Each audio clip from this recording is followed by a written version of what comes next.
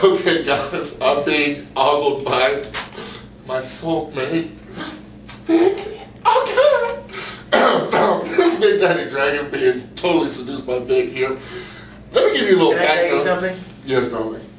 Whenever anybody offers me vanilla, strawberry, chocolate ice cream, I take chocolate every time. Told you! It's good for you. Let me give you guys Can I have a copy of this? Oh, yeah, yes, you. Let's go. Oh, God, he's going to take my head. Big chocolate drumstick, right? Stop it! Close up, close up. Oh, Okay, God. All right. Hey, that's messed up! I love it.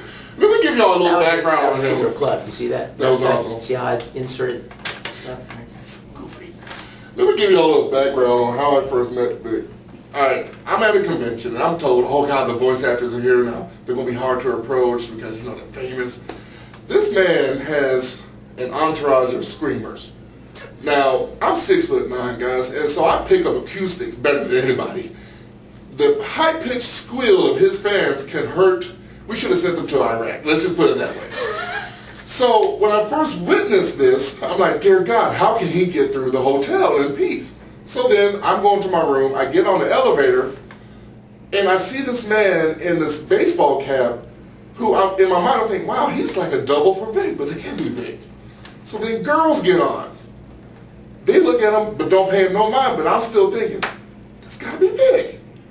He gets off the elevator. As soon as he takes off the hat, yeah, Vic! I'm like, oh my God, he has Clark Kent powers.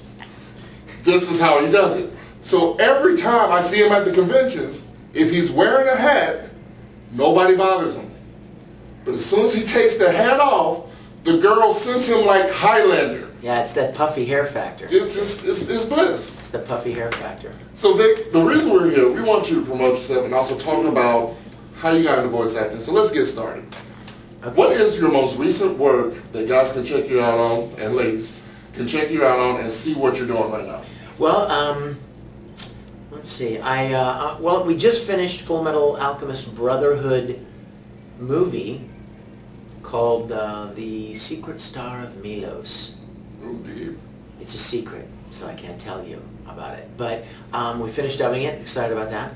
I'm still working on Bleach and Naruto, and I'm working on a new show in Los Angeles. That's a very big show. It's been around for a long time. It's a kid's show, like Pokemon, but not Pokemon. And that's all the clues I can give you. But I'm pretty excited to be a part of it. And speaking of Pokemon, I got to play a character on Pokemon. I've never watched Pokemon, sorry to say, but I know it's a popular show with young kids, so I was excited to be a part of it. Because it's one of those staples, you know what I mean? It's like, do you want to be on Dragon Ball Z? Duh! You know what I mean? It's like, it's such a bedrock of anime. Pokemon and stuff like that. Power Rangers and, you know, that kind of stuff. Yes, he said Power Rangers. So, yes, I said Power Rangers. And, so, let's see. So, I mean, and I've done some new video games. Dynasty Warriors and Combat Wing is a pretty cool one. I played this Russian pilot. Don't ask me to speak Russian because I don't know how I got cast in that role because I think my Russian stinks, but the director thought it was okay. So maybe they're going to like distort it so much coming over the speaker of the airplane that they're like, that sounds okay. Sounds pretty good. Something like that, you know. I will play it just for that. That's right. Vodka. I heard him say vodka. It must be a Russian guy. He's Russian. I have to drink my vodka. You can have my other vodka. You're so goofy. Anyway, I know, right? This is so messed up. Well, stop. So, yeah, and I'm working on a lot of things. I'm working on some other video and film production. I've been doing some on-camera work. I just played the lead role in an independent film called The Singularity. And it's like a thriller or sci-fi kind of thing. And I play a computer nerd. Oh, I've got to see this. I know, right? I've got to see You want to see me as a computer nerd?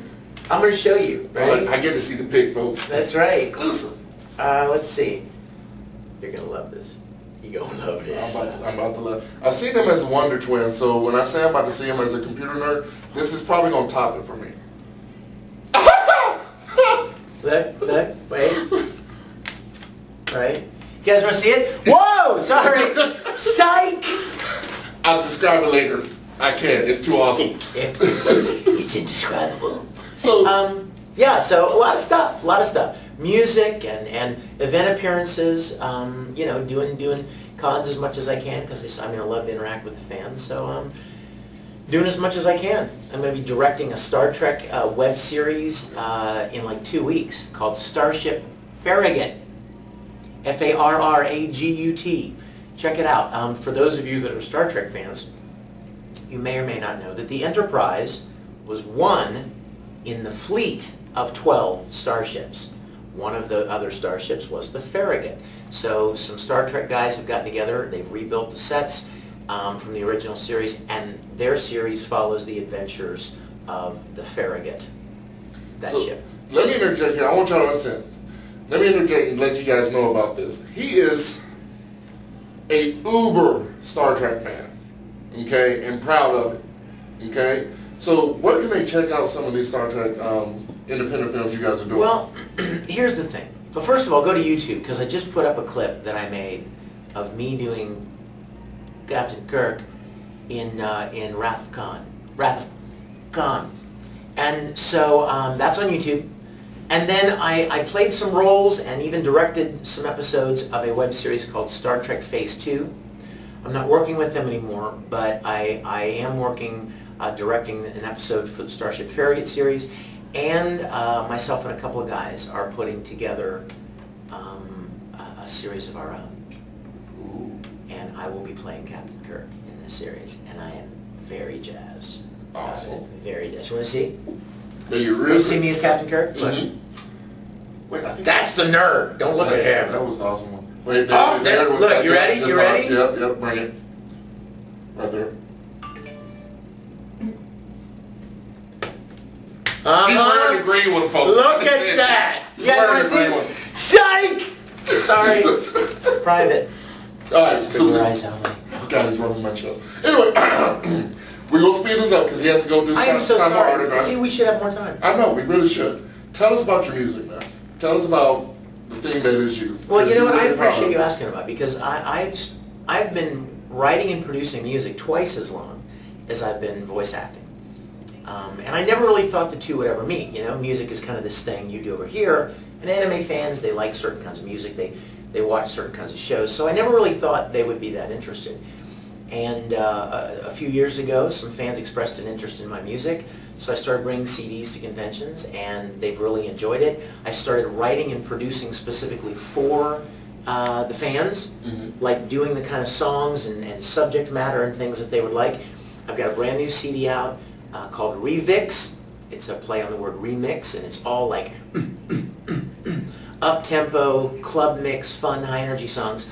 And among the songs are songs from Full Metal Alchemist, from D and Angel, from Oron High School, and it's just a really fun up CD. And I just released a new version of my Christmas CD that includes a duet with Johnny Bosch. So any of you Johnny Bosch fans out there, you got to check out the Christmas CD, because me and Johnny tearing it up for Christmas. Awesome. Now what's about to happen now, folks, we're going to take a little break, and then we're going to come back and we're going to have the fans' questions coming straight to Vic. Nice. Alright? Thanks, guys.